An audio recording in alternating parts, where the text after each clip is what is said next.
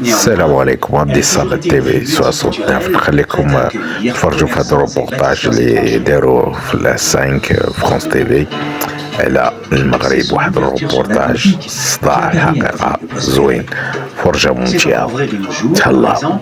Avec l'accueil de sportifs venus de toute l'Europe. Les plus prudents se contentent du roulis, d'une balade en dromadaire. D'autres préfèrent le petit trot dans les dunes. Certains encore préfèrent les sports mécaniques. Dans la baie, longue de 5 km, les plus téméraires choisissent d'affronter un vent qui souffle presque en continu.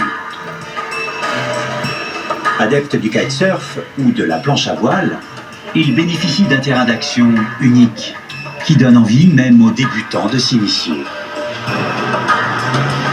Pour le kitesurf, qui comporte quelques risques, mieux vaut commencer par prendre des leçons auprès d'un professionnel. C'est ainsi que l'on apprend à trouver la bonne position sur la planche et que l'on peut envisager de passer au décollage, ce qui n'est pas toujours évident.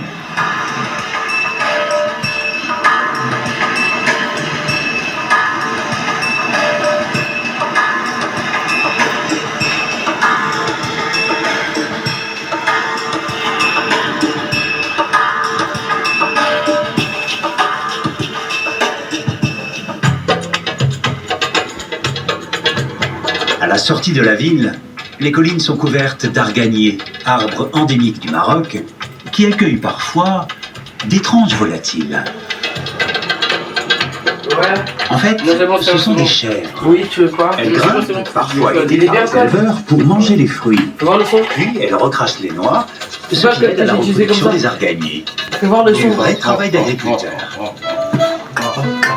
Plus sérieux, le travail des coopératives de femmes qui produisent l'huile d'argan, renommée dans le monde entier pour ses vertus culinaires et cosmétiques. Tu te mets avec le squelette? Mais quelles sont les étapes de sa fabrication? Pour faire 1 litre de l'huile d'argan, il faut 6 étapes. La première étape, c'est la découpage. Il s'agit d'ôter la pulpe du fruit qui entoure la noix. Après, il y a le concassage, Qui se pratique en tapant une pierre sur la noix. Pour faire de l'huile alimentaire, les amandons récupérés sont grillés, alors qu'ils ne le sont pas pour l'huile cosmétique. J'arrive. Après, il y a l'écrasement des amandons. Ce qui donne une pâte plus ou moins foncée, selon que les amandes ont été grillées ou pas. Il y a la dernière étape, qui s'appelle le malaxage. C'est bien, c'est qu'il peut nous dire après, on crée un serveur cocktail. À ce travail manuel se substitue de plus en plus la machine qui permet d'accélérer la production et de fournir un produit plus pur. Il suffit ensuite de filtrer pour obtenir la fameuse huile.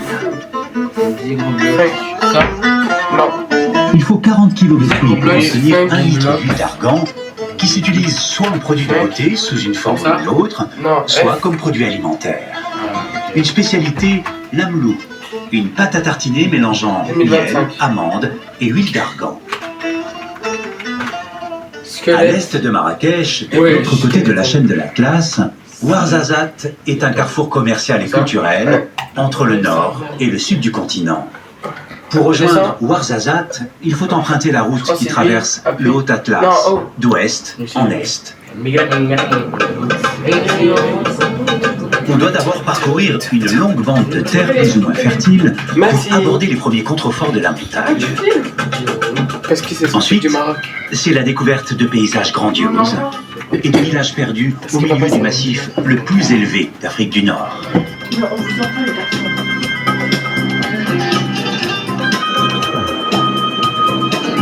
Constitué essentiellement de calcaire, souvent de couleur rouge, le Haut Atlas central est fait de plateaux successifs, autant de zones presque planes qui ont permis l'établissement de douars, des petits villages berbères.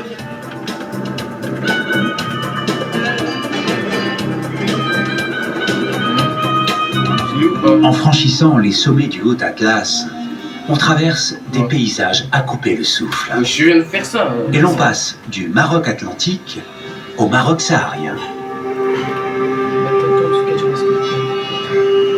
Ici, on est déjà à 2500 mètres d'altitude et la végétation est de plus en plus dépouillée, le relief de plus en plus tourmenté. On se dirige vers le pic le plus élevé, le Djebel Mgoun, qui dépasse les 4000 mètres. Le soir venu, il n'y a plus que le vent et l'appel du muezzin pour animer le cœur de la montagne. Avant d'atteindre Ouarzazate, il faut traverser une vaste zone désertique qui annonce les premiers sables du Sahara.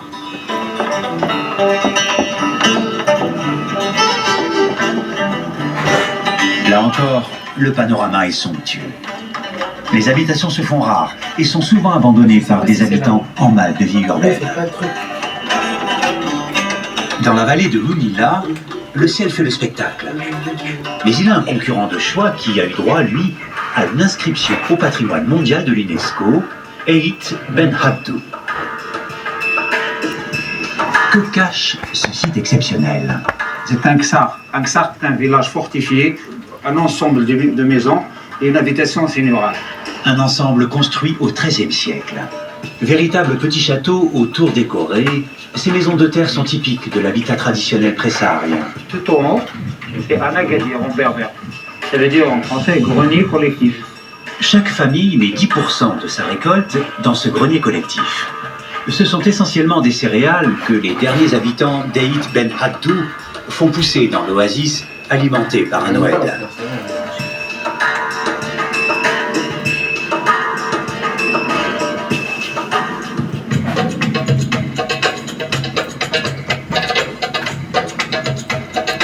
Ouarzazate a une longue histoire qui remonte à la nuit des temps.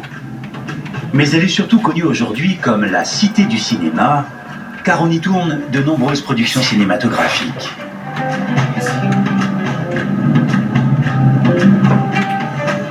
Chef-lieu de la province du même nom, Ouarzazate s'est doté d'immeubles modernes et de nombreux bâtiments officiels, tous d'une couleur ocre, la couleur du désert tout proche.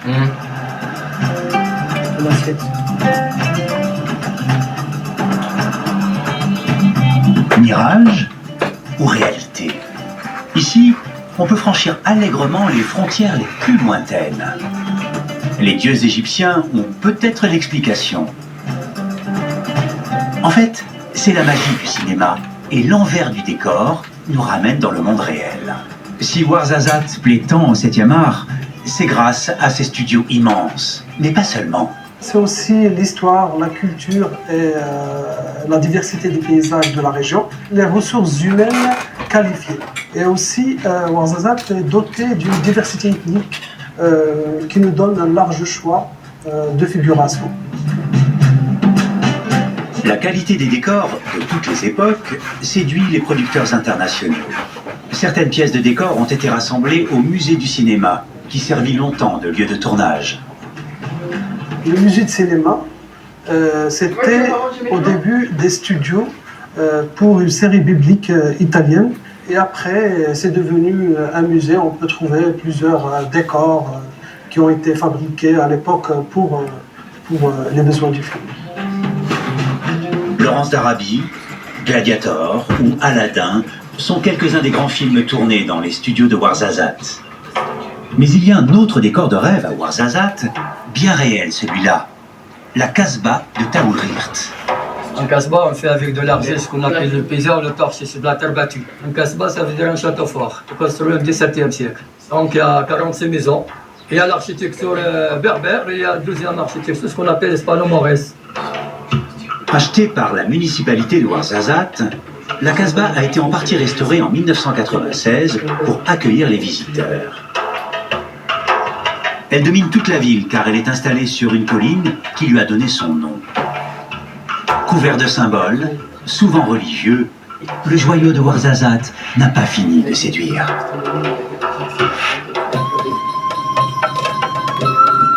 À la sortie de la ville, direction le sud et les prémices du grand désert saharien. Un mélange de cailloux et de rochers qui laisse peu de place à une faune presque incongrue et à quelques plantations.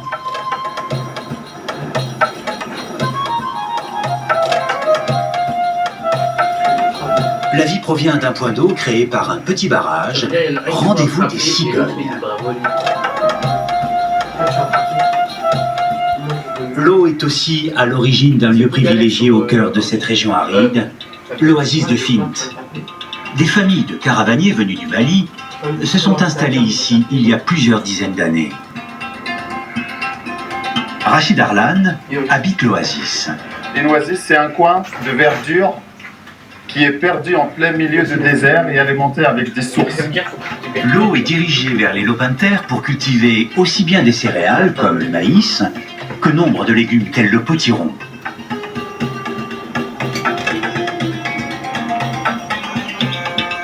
Côté arbres fruitiers, le grenadier ou l'incontournable palmier dattier sont les plus courants. Source de vie, l'eau permet aux nomades de se sédentariser. Il y a 4 villages ici dans l'oasis, ça représente à peu près 1200 personnes et ils vivent tous de cette production de l'agriculture.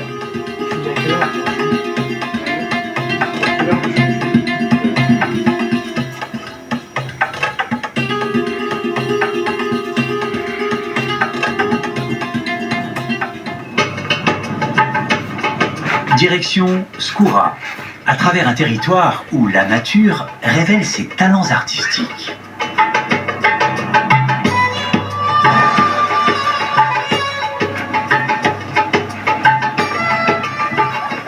Avec ses 30 000 habitants, Skoura est renommée dans la région pour son marché très animé. Au départ, c'est un peu le bazar et chacun tente de s'installer où il peut. Certains animaux, et principalement les ânes, sont des assistants indispensables pour les marchands. Ils méritent donc d'être bien soignés. Un petit marché aux bestiaux est cerné par les étals de fruits et légumes.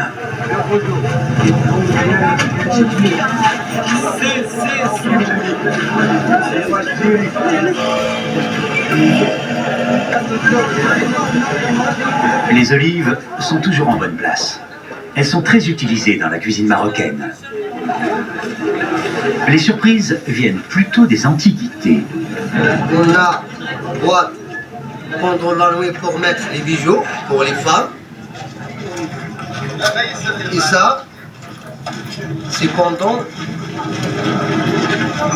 le jour pour mettre, c'est un bracelet. Cela s'appelle une boîte magique.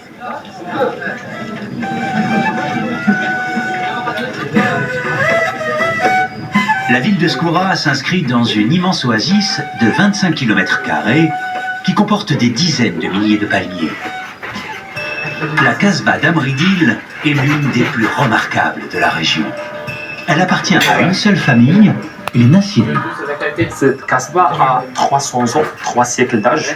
Elle a été construite au XVIIe siècle. Ce qui abîme la Kasbah sont principalement l'eau des pluies et le vent qui ne se voit pas. Et cette Kasbah a été restaurée pas mal de fois et toujours par les mêmes matériaux locaux, la terre et la paille.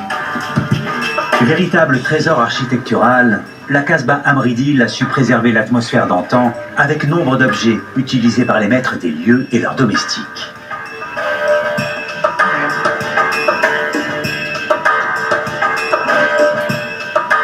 La forteresse a longtemps abrité une école coranique, une madrasa. Les élèves étaient nourris et logés sur place. Les poteries rappellent que la région compte beaucoup d'artisans dans cette spécialité. Rencontre avec l'un d'entre eux, installé près de Skoura. Mohamed Al-Fakar commence par battre la terre pour en tirer une poudre à tamiser qui va servir de matière de base à la poterie. Il creuse une cavité, ajoute de l'eau et bientôt la matière première sera prête.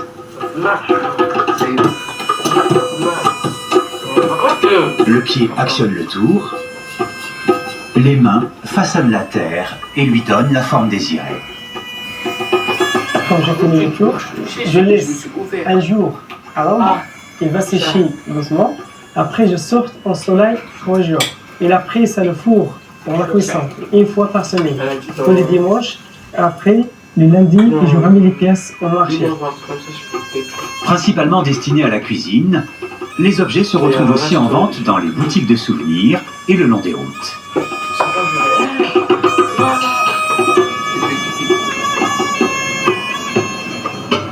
Autre bourgade, autre spécialité, la rose.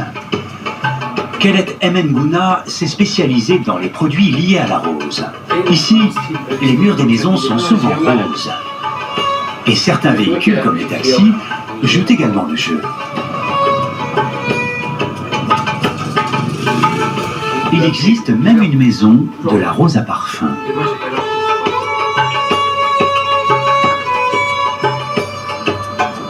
Ici, on peut découvrir les secrets de la distillation des pétales de rose à l'ancienne ou de façon plus moderne. Les produits à base de rose, qui sont légion, sont distribués dans tout le Maroc et même à l'étranger.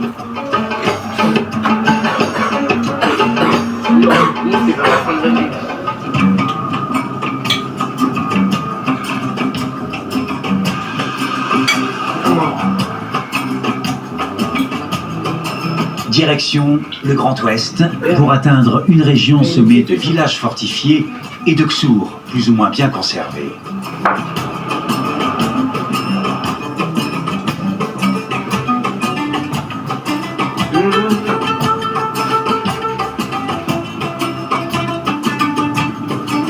Le but, une cité spectaculaire, Bouman d'Adès. Bouman, forte de ses 40 000 habitants, domine l'ouest d'Adès à 1500 mètres d'altitude. C'est le point de départ idéal pour découvrir la fameuse vallée du Dadès. On pénètre dans un monde rouge et ocre absolument splendide, où les ksours se dissimulent au milieu des cultures, souvent installées sur des pitons rocheux.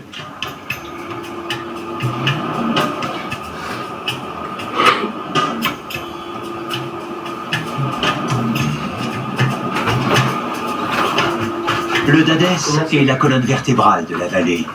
La rivière alimente en eau des cultures qui se font même en terrasse pour ne pas perdre un seul mètre carré de terre fertile. Les habitants sont rares dans cette région montagneuse où les roches prennent parfois des formes étonnantes. Exemple, les doigts de singe des falaises de Tamlalt.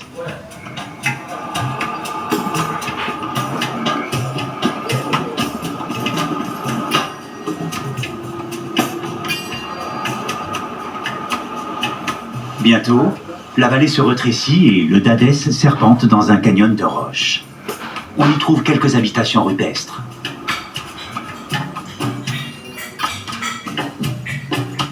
La route poursuit sa montée pour atteindre les 2000 mètres. Quelques rares demeures bénéficient d'un point de vue absolument unique. C'est le bout du voyage. Les gorges du Dadès sont toutes proches.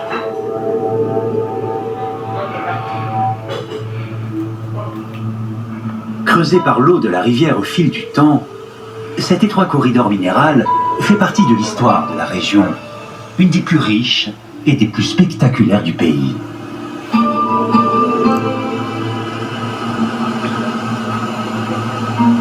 Une région où la lumière joue avec les formes et les émotions.